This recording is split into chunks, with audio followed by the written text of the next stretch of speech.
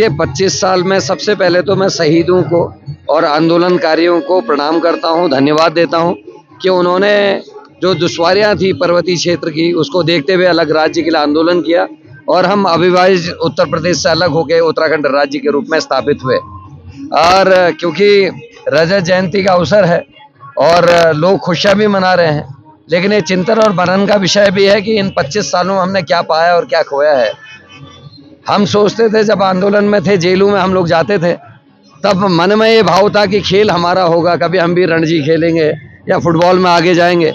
भाव ये था कि शायद मेरे भाई बहनों की, हमारे लोगों की नौकरियां हमारी होंगी, खेत खलिहान हमारे होंगे, जंगलों में पानी में हमारा हक हकूक होगा। लेकिन वो कुछ देखने को इन 25 वर्षों में नहीं मिल रहा। केवल एक पंडित नरेंद्र तिवारी जी का नाम मैं यहाँ पर ऐसा लूँगा, जिन्होंने अपने 5 साल के कार्यकाल में 2200 से ज़्यादा कंपनियों को यहाँ लाकर निवेश करा के सिडकुल की स्थापना की। टाटा, अशोका लीलैंड, ब्रिटेनिया जैसी कंपनियाँ उत्तराखंड में आई। 7.5 लाख लोगों को रोजगार उपलब्ध हुआ, चाहे वो हरिद्वार का पुटकुल एरिया हो, चाहे वो हल्द्वानी, उधम सिंह नगर, सिडकुल और इत्यादि क्षेत्र हैं। साथ ही आईटी पार्क जैसे संस्थान का स्थापना की गई, जिसमें आईटी कंपनीज आएंगी और प्रदेश की आमदनी भी बढ़ेगी, रोजगार आएगा।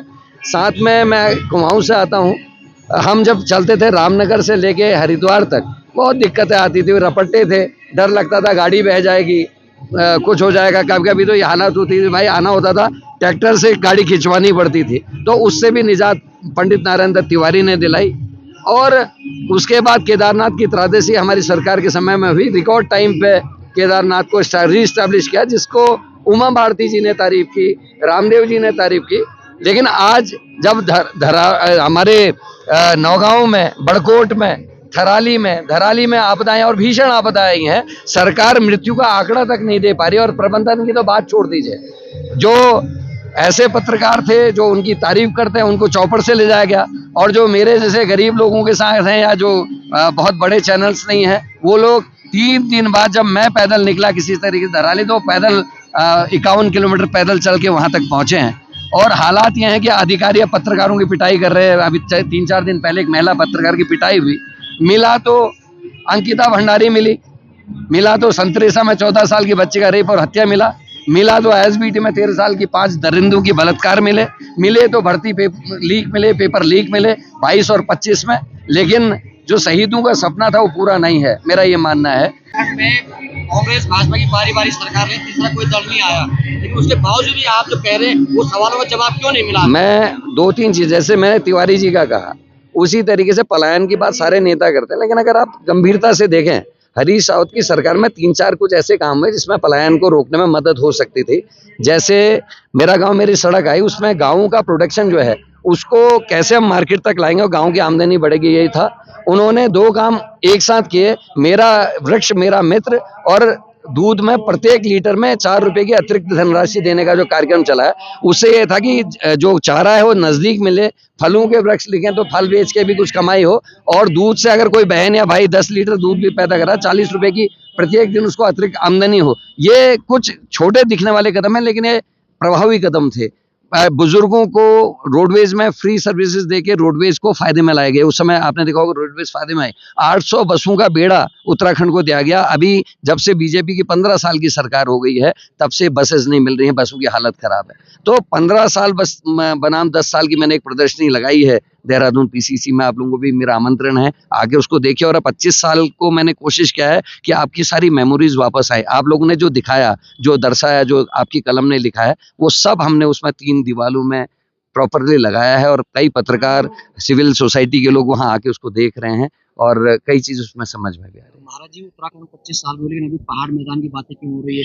ये आरोप ये भी है कि पहाड़ी नेता जब जीत के आते हैं लेकिन मैदानों में घुस जाते हैं, तो कैसे पहाड़ का? देखिए, बसने में तो किसी का हक नहीं है। हम सब लोग, चाहे देहरादून है, हल्द्वानी है, हमारा श्रीनगर है, उधम सिंह नगर है, सब लोग कहीं ना कहीं पर्वतीय क्षेत्रों से या कहीं अन्य जगहों से आके वहाँ बसे हैं। तो मतलब अच्छे स्वास्थ्य सुविधा उसके लिए कर। लेकिन क्वेश्चन ये है कि 25 साल के बाद भी गढ़वाल, कुमाऊं और पहाड़ और मैदान की लड़ाई चल रही है। उम्मीद थी मुझे, मैं स्पष्ट एज ए करण मेहरा कर रहा हूँ, पार्टी के अध्यक्ष के नाते नहीं, मुझे उम्मीद थी कि शायद इस बार के आपदा के प्रबंधन पे, आपदाओं से बचने के लिए कुछ चर्चाएं होंगी। स्टेट को अपने पाँव में खड़ा करने के लिए शायद हमारे विधायक कुछ सुझाव देंगे, क्योंकि लड़ाई का तो ये माहौल नहीं था। 3 दिन का विशेष सत्र था और उसमें केवल आपको अपने वक्तव्य रखने थे। मुझे उम्मीद थी कि बेटियों की सुरक्षा के लिए कुछ कहेंगे। एनसीआरबी की रिपोर्ट बड़ी भयानक है कि 9 हिमालय राज्यों में पहले स्थान में चले गए महिला अपराध में, और प्रत्येक दिन इस हिमालय राज्य में जो देवभूमि है 3 बच्चे रोज अपहृत हो रहे हैं या गायब हो रहे हैं। तो ये बहुत गंभीर विषय है। मुझे लगता था इस पे बात होगी। इकबालपुर चीनी मिल में आज भी मजदूर और किसान अपने अतिरिक्त भुगतान की मांग को लेकर धरना कर रहे हैं, और अब पहली बार देख रहा हूँ, यूपी में कभी नहीं हुआ। हमारा सेव का काश्तकार, आड़ू, नाशपाती, खुमानी का, कुलम का जो काश्तकार था वो ठीक ठाक रहता था, लेकिन पहली बार देखा कि देहरादून की सड़कों में सेव का काश्तकार कटोरा लेके घूम रहा है, कह रहा है कि हमारे संग लूट हो गई। पहली बार हॉर्टिकल्चर से डिपार्टमेंट, जिसकी अविभाजित उत्तर प्रदेश में भी जिसका डायरेक्टर उत्तराखंड में रखा गया ताकि पहाड़ के लोगों को मदद हो सके, उस हॉर्टिकल्चर डिपार्टमेंट में जो है आज सीबीआई जांच चल रही है। तो ये हमारे लिए, सबके लिए, आपके लिए, मेरे लिए, हम सबके लिए चिंतन का विषय है। उत्तराखंड में 25 साल में विकास हुआ, भ्रष्टाचार बढ़ा है। देखिए, विकास में कुछ चीज़ें मैंने आपको बताई कि जो हुई हैं, लेकिन निश्चित ही भ्रष्टाचार और लॉ एंड ऑर्डर खराब हुआ है, इसमें कोई शंका या शक नहीं है।